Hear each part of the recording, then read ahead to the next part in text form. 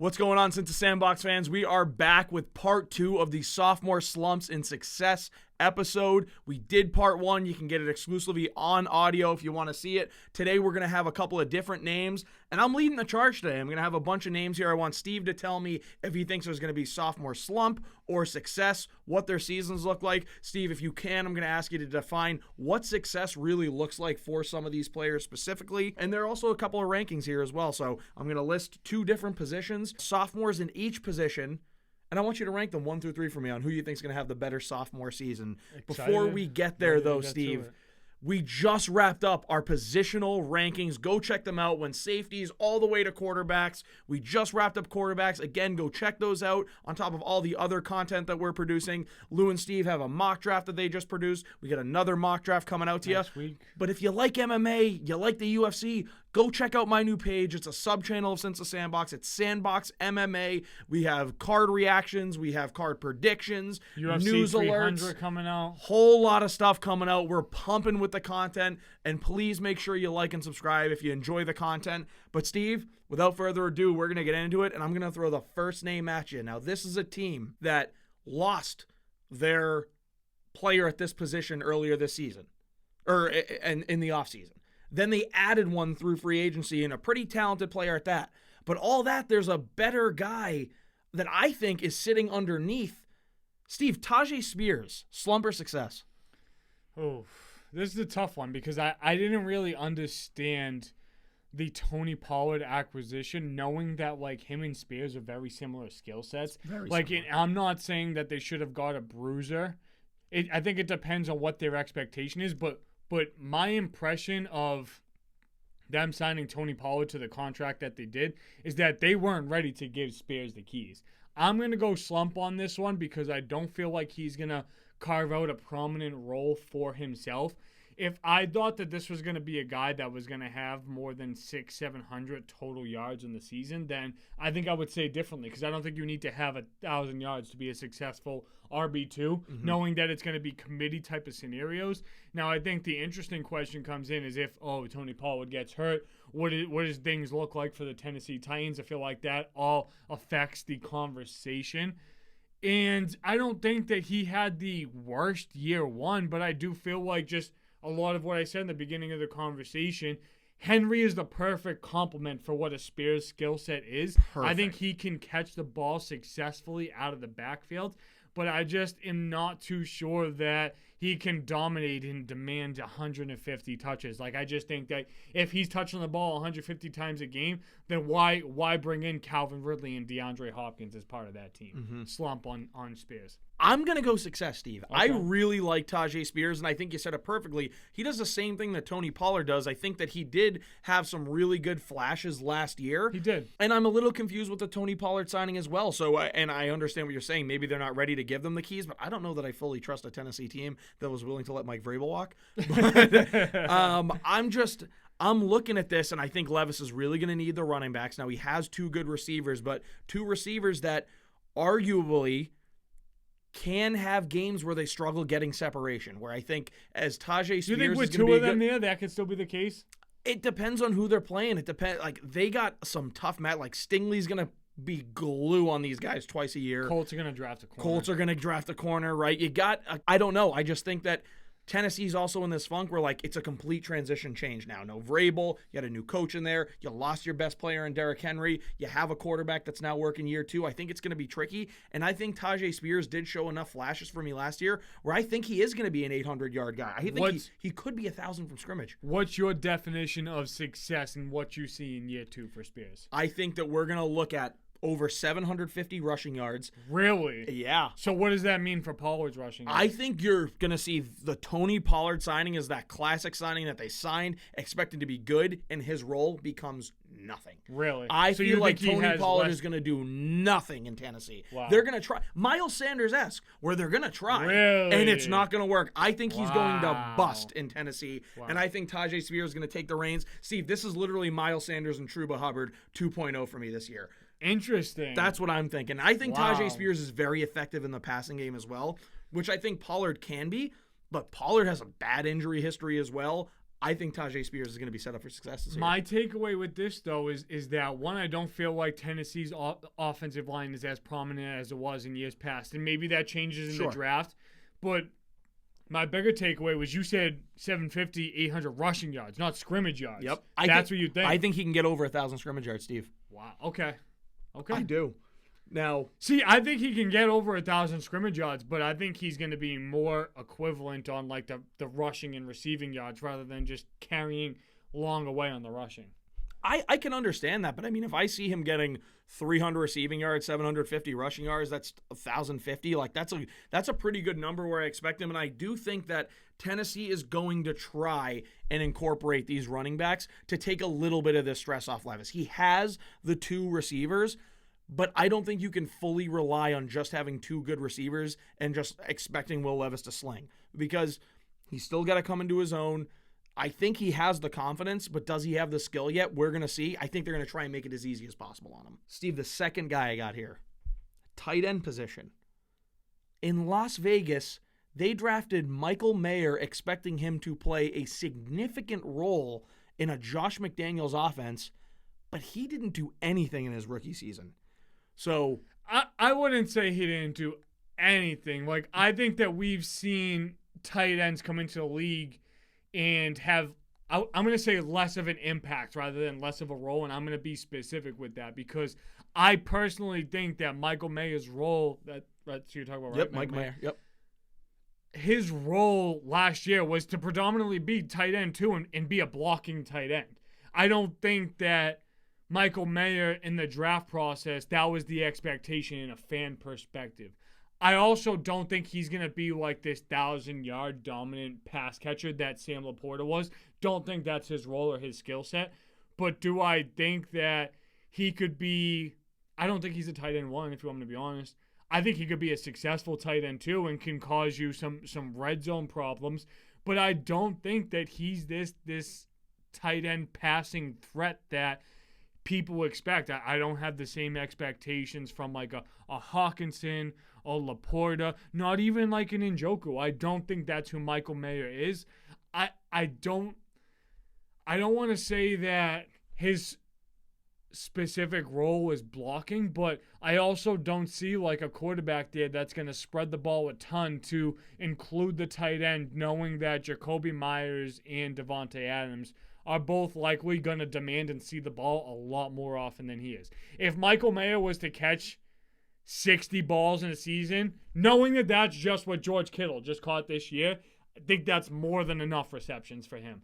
I think it's going to be really tough for him to have successful roles, knowing that's the case, unless the quarterback conversation changes in the draft. Sure. And what are you expecting in terms of a stat line? If you were to give, you said 60 balls is great. Pause. Where is he in yardage? And more importantly, especially when you talk about the tight end position, how many touchdowns is he catching? If he gave me 50, 60 balls in 5 touchdowns, I can't get this. We're all fucking 10-year-old kids on the inside. So I think that's the sweet spot for him. Not in my type of perspective though. Like I said, I know where he was drafted. I'm trying to think of like the perfect type of tight end comparable scenario. It's hard to find one. He's not going to catch the ball as much as a Ferguson or a Schultz is either. He's a tier below that. But I think if he gave you 5 touchdowns, 50, 60 catches, and like 500 yards, I think that's a successful role for him. Did they have Austin Hooper this past year? They did for a portion of the year. And I feel like he's more of a pass catcher than Michael Mayer is. Mm-hmm. Do you disagree? Do you feel like he could develop into more of a pass catcher? I just don't think that's like his mold or like his forte. I had thought prior to the beginning of last year that he was going to be a great pass catcher. I thought he was going to be able to do – I thought he was going to be – I don't want to say it was competent to Kittle, but I thought he was going to play a similar game where he's going to block, but he's also going to catch and be able to move downfield. I just didn't see that this year at all. I would like to see where he is a bigger-bodied tight end. I'd like to see him get in the end zone, make some of those contested catches, or like make a real impact in the blocking game. Like he's all right, but make a real impact to the point where they're going to run to whatever side you're on and you are not getting run over by a D end. I think that like just looking at tight end twos like as part of like the conversation, I think Isaiah Likely is a far more gifted pass catcher than Michael Mayer is. I think so too. I just had those expectations for Michael Mayer to be a better pass catcher than he's turned out to be. When you draft him where you drafted, I think they got him in the top of 2. Yeah. You got It's tough. I would have tight end one expectations for a guy drafted that position. So, and I get McDaniels literally fucked it all up, but I think Antonio Pierce is going to do a good job rolling it in. They're going to play basic, tough football, Steve, and I don't think the Raiders are going to be an easy out for anyone this year. No, I don't think so either. And I just feel like when you have like the slump or success type of conversation, it's really hard to say like even slump in the instance, and it's hard to say success both for a guy like this because one, there's not like a large sample size as the first thing to really put out there. But two, if we're only putting like a successful season at 500 yards and 5 touchdowns, if he gets less than that, is that much of like a disappointment? Like, you know what I mean? You Sure. just obviously like expect that. So this one's a really tough one to make a clear, concise decision on compared to, that first type of conversation where we saw a sample size of Tyjae Spears, and yeah, he is probably going to have a lot more of a viable role with the ball in his hands.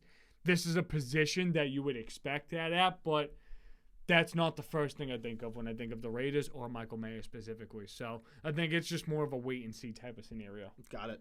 Well, we're going to stay with the same team, and Steve, you made a prediction last year that came true. Aiden O'Connell for the Las Vegas Raiders. Now, to preface this, last year, Steve had mentioned he would not be surprised, and even for a bold prediction, expected that at some point in the season, Aiden O'Connell was going to step in and be the quarterback over Jimmy Garoppolo for that team. You nailed that. What does it mean for him in year 2 with the Raiders potentially being in the quarterback market? But if you're asking me to be honest, I don't think they're going to jump up and try and get anyone. I think they're going to, if someone falls to them, they'll take it. But I think they're kind of content with Aiden O'Connell. What do you think they're going to do this year? I think they really, really, really desperately want Jaden Daniels, if you want me to be honest. So? I think they desperately want Jaden Daniels.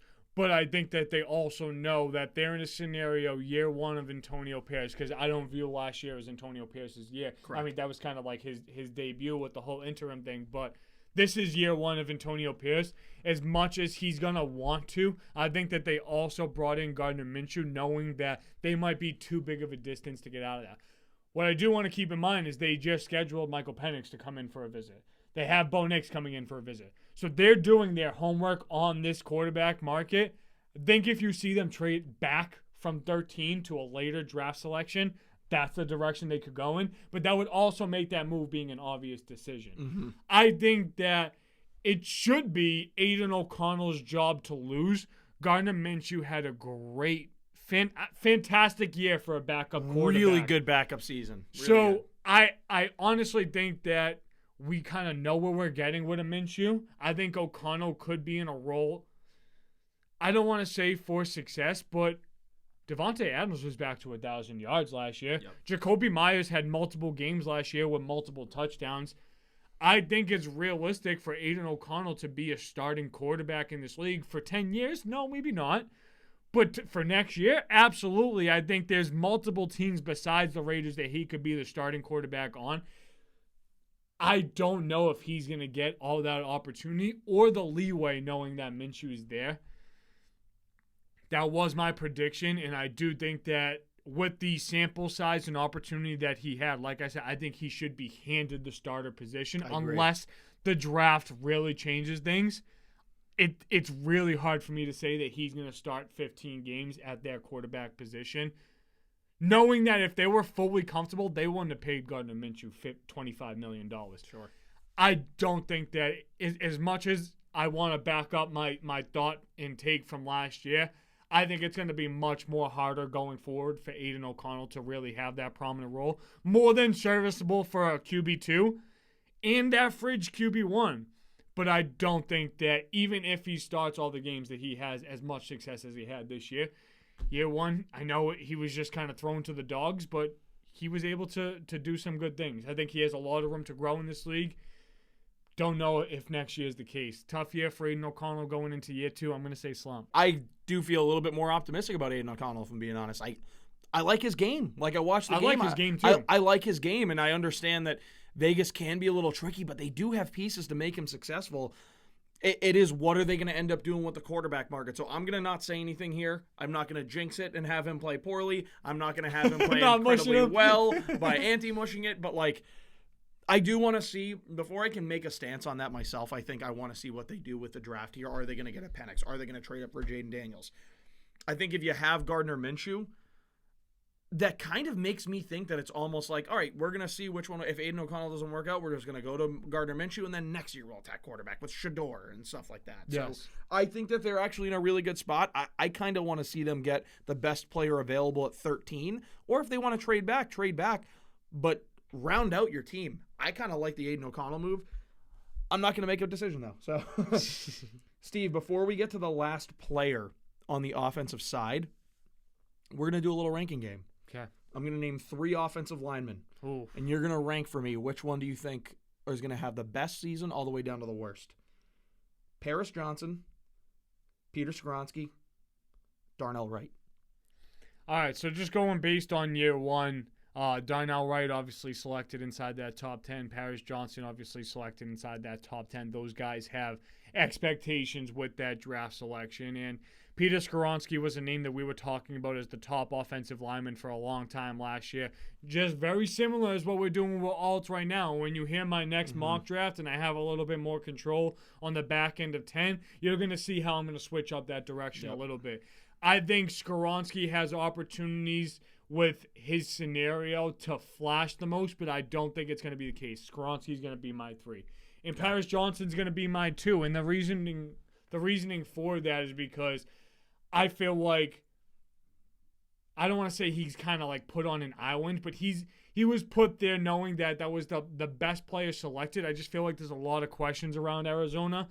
As much as I wanted Kyler Murray to be the move for Atlanta, and I beat that with my chest a lot in the offseason and through the beginning of the regular season last year, I do think that that's going to be a cornerstone piece for the Cardinals, but I don't think that their offensive line is that great for the rest of the pieces. Now, if they add another top talent with either the 2 selections that they have or trade back and get multiple selections in the first round, then you're really talking about well-rounding it for the Cardinals and trying to really establish and build that core there. But I feel like I have to go in knowing that the Chicago Bears have a lot of noise. They're going to get the number 1 overall pick in Caleb Williams.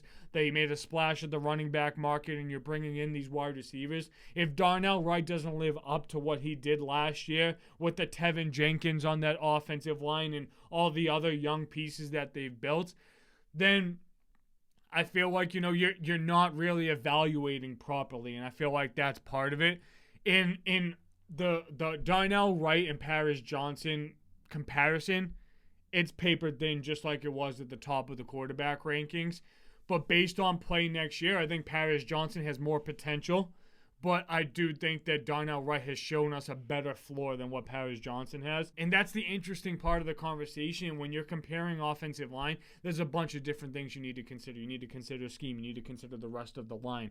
Are you as a tackle or a guard, you have different type of responsibilities. We know Skoronski played a little bit of both there.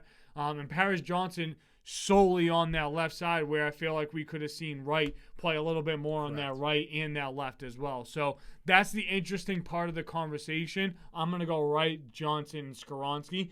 All of these guys, though, have shown to be offensive linemen that could have multiple years in the NFL for years to come. I agree exactly with that ranking. Last year, before the season started, before the draft got going, I thought that Darnell Wright was going to be the best tackle drafted so far. I feel like I was correct in that prediction. Fashanu's going to be it this year. I like that too. You see, when I can bet now, so we'll see. There you go. Yeah, you're back to betting. Not yet. So the one thing that I think with Paris Johnson is the eyes are going to be on him. Not Paris Johnson, I'm sorry. With Darnell Wright is the eyes are on him. Because Caleb Williams is going there. Caleb Williams is going to Chicago. We know this. There is going to be eyes all over Chicago because it's a big football city. They have their big flashy quarterback. They've brought pieces in, and they have to go now. And if Caleb Williams starts getting sacked, they're going to look at the guy that they drafted in the first round 2 years ago and say, why the hell isn't this guy doing better? I think he's going to flourish with the eyes on him. I think he's going to stand upright. I think he can play the right. I think he can play the left. I do still think he's the best tackle drafted there. And I agree. I think that the next is going to be Paris Johnson and then Skoronski after that, because I think Skoronski, again, he can go. He plays a little bit on the inside too. So I think you said it perfectly with Paris Johnson being on his own island. Is he has to stand up there, and I think he's ready to stand up for it. I think last year had a lot of good offensive linemen in the draft. My thing with Johnson, like, and I just want to compare this to and I'm not taking this to the Giants specifically, but Andrew Thomas came in and was selected at a very similar position to where Paris Johnson was. Even though, like, last year was just his rookie year, like, year 2 right away, like, we felt like Andrew Thomas, like, being a president. Right. We don't feel that way with Evan Neal right now, which is why we signed 5 offensive linemen as veteran free agents and likely still a position we'll invest in the draft. So I feel like there's a bunch of different ways. This will be very telling for all 3 of those guys this year. Quick funny story. My friend Zach, Giants fan, it was 2020. The draft was going on. Andrew Thomas was on the board, and kid never bets. But he threw like a $5 bet on like Andrew Thomas to go like to the Browns like at over 8.5 or something like that at their pick. And the Giants took him at 4, and he lost his. I think it might have been his first bet, and he lost his first bet, and it was just because the Giants fucked him, and it absolutely killed him. That's what happens with the Giants. Well, because it was COVID, we're all in our own houses. It's April. We're watching on our TV on Zoom at the same time, and it was just weird times, man. Thank God we're never going back to that. Oh, thank God is right. Last offensive player, Steve. I didn't think this one was going to be as much of a question until recently, and my brother brought it up to me this morning. Jordan Addison. Are you giving him the automatic success? Yeah, absolutely. Without Kirk. Having JJ there for the full year, hopefully. Seen everything I need to see. You did. I seen everything I need to see from Jordan Addison. Wide receiver is a position that you know right away if that's going to be a fucking player or if it's not. And we got opportunities with JJ not on the field last year to see, like, hey, like, what is this dude going to do? You know how many fucking wide receivers that we've seen selected? Like, look at the difference of Quentin Johnston last year to Jordan Addison. You can't, like, it's hard to say that those guys were even selected in the same round. It really is.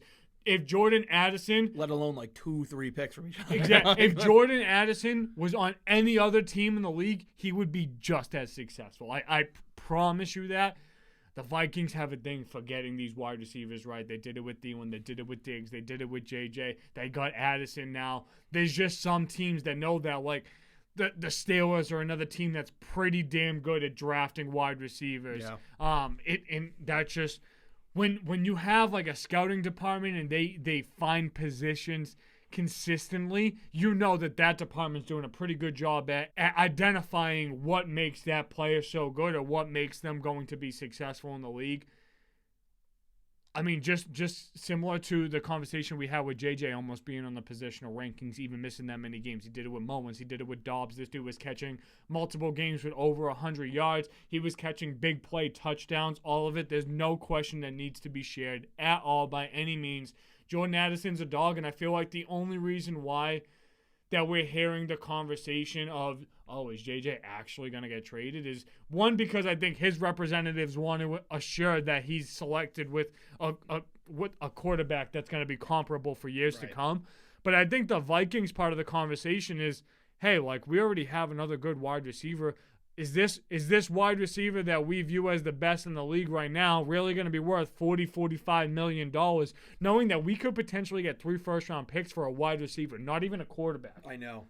So that's I feel like is the part of the conversation we need to consider. But no doubt in my mind, Jordan Addison, fantasy perspective, it's going to be a little bit later. If he gets you 1,000 yards with the quarterback questions that they have, extremely impressive. I'm not expecting 1,000 yards with Sam Darnold, and that's just what we understand as the scenario right now. But I think regardless of the season he has, as long as he plays 15-plus games, you're getting 6-7 touchdowns at the minimum. I kind of like Darnold in Minnesota. Do you? I kind of think he fits. I think I think Kevin O'Connell's the right coach to have for him, too. So I'm very, very interested to see how that goes. Is it going to be a Geno Smith transition? It damn well could. Dare I say, like, I think Darnold has more potential than Geno, though. So, like, I do. I think he has more potential than Geno. So, like, I think he has more of the physical ability than Geno had. So I'd be really interested to see it. I kind of like Darnold, man. I kind of do. Wow. So we'll see how it goes. Steve, we're going to shift to the defensive side of the ball. Speaking of Darnold, a name that's close, Will McDonald from the New York Jets. Linebacker position. Guy you were really high on last year. Guy I was high on. Guy that rushes the passer. With the signing of Hassan Reddick, what does that mean for Will McDonald? Is he going to be successful or is he going to slump? It's a really interesting type of conversation too, right? Because if you feel like he's going to develop into that, why bring in a guy like that? But yet again, in a must-win year for the Jets, that defensive line is kind of similar to what I would say in the New York Giants when you had 3 or 4 guys. You had Tuck, you had Pierre-Paul, you had Kiwanuka, you had Osi Umenyiora. You need an abundance at that position to really be great. So I'm not opposed to it. And look, Hassan Reddick is the only pass rusher in the NFL for 4 years straight that's had double-digit sacks, that's been moved around as much as he has, which is really questionable to me. I do want to say that it's going to stint his development a tad, but I don't think that's gonna make him an unsuccessful pass rusher, if that makes sense. I think that what it's going to do is give them the opportunity to have depth, and McDonald, if somebody gets hurt, could, very much take a larger role. I don't know if he's ready for that. From what I saw last year, he comes across to me as more of a specific pass rush type of down dude, rather than having that same impact on rushing the running back and stopping the run and things like that. Will McDonald's a really good one for this conversation. Do we know his sack numbers from last year by any chance? Off the top of my head, I don't. I think if Will McDonald gave you 6.5 plus sacks next year, knowing that he's likely second or third there in that position, right, I think that's pretty good. The expectation for me is Quinnen Williams and Hassan Reddick to both have over 10. With that being the case, do you think Quinnen's going to get 10? Nice. He was your one on your He was, but line. He's interior, and I think Quincy has a chance to really. Yeah, but Quincy looks like he comes across to me as more of like that Fred Warner type of, like, I'm not comparing him to Fred Warner, but sure, like that stand-up type of inside type of linebacker. And Chris Jones gets 10 sacks every single year as an interior guy. If you want to have him at 1 in your positional rankings, and just making this specific to your conversation, if that's your expectation, that's kind of where he should be sitting. So knowing that that's kind of what his expectation is, and Hassan Reddick is brought there to do the same thing, how many more sacks can realistically go around, knowing that C.J. Mosley's probably going to get a couple there? You're going to have a couple. Jermaine Johnson. Yes, Yep. That's exactly what I'm saying. Guy they drafted, so if Jermaine Johnson and Will McDonald have 5+ sacks each, you're talking about as 3rd and 4th pass rushers. That's the role that they're supposed to be in. That's defense number 1, too, at that point. Yes, and it's really, really questionable why they made this move, but it's tough for me to say based on what I saw last year that he's going to be any worse than what it was. And I thought he had a pretty solid year 1, honestly. I just think they're all in, and I think you bring up a good point as to if there's an injury, I think he's going to be able to get plugged in and play well still. And he's just depth, right? Like, they've been rushing after the passer all game long. They're exhausted. Will McDonald goes in. He gives them that jolt of energy because he's got fresh legs. So I'm going to go with success, too, because I think that there is no attention on Will McDonald when he goes out there. Yeah. Because of how he don't demand it yet, though. He doesn't demand it yet, but I think this is the season that he should. This is the season that he should go out there and really make a splash. And maybe people scared for the Jets defense even after this year. Oh. Which would suck. Steve, Cincinnati defensive end, Myles Murphy. What are we thinking? Slump or success? Oh, I'm going slump right away. And my reasoning for this is there was absolutely, positively no noise whatsoever last year at a position where it was needed. A defense that fell apart. And look, I know that there was a lot of complications coming out of Cincinnati last year, but Trey Hendrickson still put up 19 sacks regardless. And Sam Hubbard's a pretty damn good pass rusher that they have there too. I did expect a bigger impact from him coming into the league. Didn't see it last year. Wasn't left with a good taste in my mouth. I'm not saying that there's not a lot to learn there, but there's a high opportunity to be great defensively in Cincinnati, and there was no indication that that was going to be the case whatsoever. And I'm not saying that you always need to jump off the stat sheet with that being the case. I think he can still be a solid player for them. But to say that this is going to be a guy that's going to sniff 8+ sacks, I can't say that yet. Absolutely not. Totally and the difference. The difference is like look at last year, right? Like a guy like Trayvon Walker, like we weren't crazy impressed year 1. Year 2, like he took those steps right away, like in Jacksonville, and obviously him and Josh Allen both had very prominent roles on that defensive line. I know year 2 should be a better understanding, but there's no indication on it. There were flashes with Trayvon Walker at least. Yeah. Yep, I agree. And when we go into defense, again, now first of all, I agree with what you're saying on Myles Murphy. I really wanted him to do well. And I think once they don't have a Hubbard, once they don't have a Hendrickson, maybe his role becomes more significant. It has to become more significant. But you don't think he could have a significant role with them on the team, though? I just think it's hard for him because I think that I think those are their guys. And I think that Myles Murphy will come in and play a decent role. But I think if you're expecting 8 sacks, I don't think he's going to get there. I don't think he'll get there with them on the roster. As a first-round pick, though, like I feel like the Jets scenario is a little bit different because that's a piece that was just acquired. Like they drafted this dude last year in the first round with the expectation that, hey, this is going to be one of our better interior defensive linemen or just defensive linemen going forward. Like with the Patriots, for example, Judon's your pass rusher. You have high expectations for Barmore, but you guys also feel pretty confident about like in Uche or things like that. And just because you have two guys like Giants scenario, I have high expectations for Lawrence, Thibodeau, and Burns. They might be a little bit bigger names than I just feel like just because they have those two guys, that doesn't mean that he can't find this role for himself. He can find a role. I don't think 8 sacks is there for him yet. I need to see it before I can just give it to him because I did think he was going to be better than he was last year. And I just want to let you know I'm also going to feel the same exact way about Brian Breeze. So. Yep. All right, so we don't have to do the same exact thing about Brian Breeze. Then let's skip. He's with the Saints, right, Breeze? He is with the Saints. Yeah, yep. yeah, absolutely. Fuck the Saints, dude. Yeah, their defense was really disappointing last year after they were talked about a top 10 unit. Dude, people were talking about the Saints like they were going to make a playoff run. Like, fuck off, dude. The Saints suck. I feel bad for Olave and Kamara. I really do. I know, dude. They're going to rot over there. It's hilarious. Before we're going to do rankings for cornerbacks after we do one last player on the defensive end.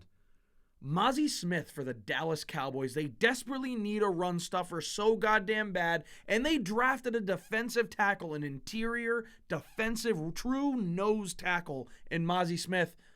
What's he going to do this year? I think I like Mozzie Smith. I think he has a role, and I think he's one of those guys I think it's a little bit different because he's on the interior defensive line, but I compare him to more of like a Dexter Lawrence role. Like I don't think he's going to jump off the page with stats, but I don't expect him to be moved by offensive linemen at the defensive front. I expect him to impact the ground game and make the beginning of the pocket a very disruptive place to be to help a guy like Micah Parsons be great at what he does, to give Trayvon Diggs and Deron Bland a little bit of extra time on the back end to be great at what they do. I think the Dallas Cowboys need to improve at the linebacker position and safety drastically to make sure that they can really solidify that unit. And I know that Dallas is a team that does like to have an abundance of guys. You still have Tank Lawrence having a great role for them, really good, even though he's a little bit more on the back end of his career. I think Mozzie Smith, as we continue to see him establish himself in the league, I think it's going to take a little bit of a slower process, but I think this is a successful prospect, no doubt. Love that.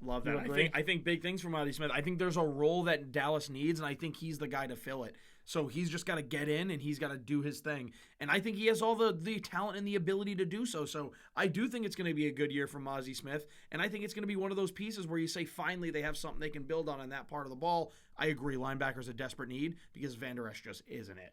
Yeah, well, he's not even on the team anymore. But where's he now? He's cut. He's not signed. Good. Yeah. Chris will be fucking happy about that. But I don't have Aaron Donald, Dexter Lawrence, or Chris Jones expectations for Mozzie Smith. No. But you could be looking at like a Draymond Jones expectation and Derek Brown. Derek Brown is got really fucking paid, dude. No, Thank God. and he's really good. He's just under that type of a conversation that those Chris Jones, Donald, and so on and so forth type of conversation. but he's that second tier. Mozzie's not there yet, but I think he has the talent and ability to get there. Yep, I agree. Steve, the last part. We're doing a ranking to end this. It's cornerbacks. I'm giving you 4. Devon Witherspoon, Tay Banks, Emmanuel Forbes, and my personal favorite, Christian Gonzalez. And now, really mind you, tough. Christian Gonzalez is coming off of an injury. Yeah. So that I do want you to take that into consideration. This is really, really, really, really tough. I think we know who's 4. I think it's Emmanuel Forbes. I would agree. It's not easy for me because I actually think that even though Washington got absolutely like exposed defensively last year, he was just put in a position for failure. Sure. I absolutely believe that. I think that we've seen first-round cornerbacks that performed much, much worse in year 1 than he has. Sure. So I don't want there to be the This is a really tough conversation on breaking down these corners. Christian, if we had this conversation 3 weeks into the league last year, I would have said Christian Gonzalez was 1. We have Christian Gonzalez, Deontay Banks, and what's the other one? Witherspoon. I have to go Christian Gonzalez here at 3. Just coming off of the injury, I feel like that there's a lot of questions. I think Christian Gonzalez is really twitchy. I think he's really agile. And I think that we saw the ability for him to mirror top wide receivers early. I think overcoming an injury like that, knowing that the New England defense is going to be different, and in my opinion, a little bit depleted from what they were in years past, just my opinion. I think that's the expectation, but has the highest ceiling on this list out of anybody. I'm going to put Tay Banks at 2, but I have very weary thoughts on Devon Witherspoon at 1, and I'm going to explain it a little bit more. The reason why I say this with Tay Banks at 2, I think he has extremely well ball skills, and I think he's a little bit more physical than a lot of these guys on the. He's not afraid to tackle. Yeah, he's not as physical as Witherspoon. Witherspoon is definitely a more like physical and pending type of dude, but I think that Tay Banks has better ball skills than Witherspoon. So that's just kind of where the breakdown gets a little bit difficult for me. I think that Deontay is going to have a lot of expectations going into next year, but I think having the added talent to the defensive line for the Giants should help, knowing that we actually have a linebacker, we actually have a defensive line, and I think the expectation is that we're going to bring in another young corner to go along with him. I'm going to say Spoon at 1 because we saw his ability to impact the ground game, impact the pass game, do that in man and zone coverage, and also get after the quarterback. Right. So I think that there was a realistic conversation for Devon Witherspoon in the Defensive Rookie of the Year conversation, Absolutely. just as much as Christian Gonzalez was. I'm sure that Christian Gonzalez will probably be in your 1 or 2 in your rankings. You can reflect on that a little bit more. Look, like I really when I'm talking about these guys, like I'm trying to talk about these guys with like team aside, and that's just how I view it. Mm-hmm. Realistically, Deontay Banks can come into this year and can, after 6 games, be 4 on this list, and Emmanuel Forbes can be 1. That's how good of a conversation that we're talking here with these dudes. Tight, yep. And like you're also talking about I don't want to say like the most penalized position, but probably the most viewed position, knowing how offensive heavy the game of football is today. Probably the hardest to play and get away with any. Like it's really one of the hardest to like play cleanly. Yes. And so my order is going to be Forbes, Gonzalez, Banks, Witherspoon. It's really, really, really close. I actually think all of these guys can be CB1s on their respective teams. I agree. I completely agree. I think all of them are absolute studs. I think these 4 corners are 4 corners that we're going to see in the league for 7+ years. I think so. I'd like to see 10+ years. You never know, especially if injury history just continues to loom. But I wanted to add one thing in really quickly. Yep. The part that makes it really hard for me to say Witherspoon at 1 is I actually think that Tariq Woolen's a better corner than Witherspoon is. I think so too, and he's bigger. Yeah, like he's bigger. And I don't think he's as good of a coverage type of guy as Woolen is. But from what we saw from year 1 and what that role was able to be in Seattle, there were murmurs of the Legion of Boom 2.0 like being prevalent, and I feel like that's still the conversation. It's going to be a little bit different with no Jordan Brooks or Bobby Wagner, but or Jamal Adams. Yeah, but like the past 3 years, like what was Jamal Adams? Yeah, I know, but he brings that like really physical mentality that the Legion of Boom has. And Quandre Diggs, I'm pretty sure. Quandre Diggs and Ryan Neal. Yeah, yes, all of that, but That's the tough part of me putting Witherspoon at 1, but I think like it would be very easy to say that there was a biased rankings if I put Banks at 1. So that's the way it broke down. If Gonzalez had a healthy year and played the way he did the first 5 weeks, this is a different conversation. Sure, no doubt. 100% agree. So, Steve, this is it for our part 2 of the sophomore slumps and success. No, you're not done yet. I want to hear your rankings on that. Fuck. Well, I am going to get a little biased. I'm going Spoon, Gonzalez, Banks, Forbes. The injury, like if Christian Gonzalez isn't hurt, I'm 100% putting him at 1, and I don't want to be the Patriots guy. But just in what we saw when he was healthy, the dude actually threw the clamps on Tyreek Hill. Like, he actually threw the clamps on Tyreek Hill. He had good ball skills. He was physical. He was smart. Like, he fit Major injury, though. Major injury, and that's why he's not at 1. And again, you can argue Tay Banks at 2. I think that's the right way to do it. I think 4 is Forbes, and it's a tough decision, but it is Forbes. 2 and 3 you can switch. I think Spoon has to be 1 right now, though. With the season that he just had, I still got to go Spoon. Break it down. So, Steve, we just wrapped up part 2 of our sophomore slumps and success. If you guys enjoyed it, please make sure you like and subscribe to the channel. We're going to be pumping out even more content. Again, like I said at the beginning of the episode, we just wrapped up all the positional rankings, starting from safeties, going all the way to quarterbacks. Make sure to check those out. Let us know who you think deserve to be top 10. Let us know if there's a sophomore that you want us to talk about, maybe on social. You can follow us on our socials at Sandbox MMA, at Cinsa Sandbox, at Steve STSB. You can follow him everywhere. Please make sure to like and subscribe to the YouTube channel. It does help go a long way, especially if you enjoyed the content. But guys, we're going to be continuing to pump out content. We have mock drafts coming out. Mock 2 coming soon. Mock 2 coming too. We got a co-mock. What did you say? UFC 300. Mock 2 too. We got UFC 300 reactions, predictions. Go check out our pages. Again, please make sure to like and subscribe. But as always, thanks for tuning in. It's peace, love, 5 stars, nothing less. There you go. Way to carry it home, Twan.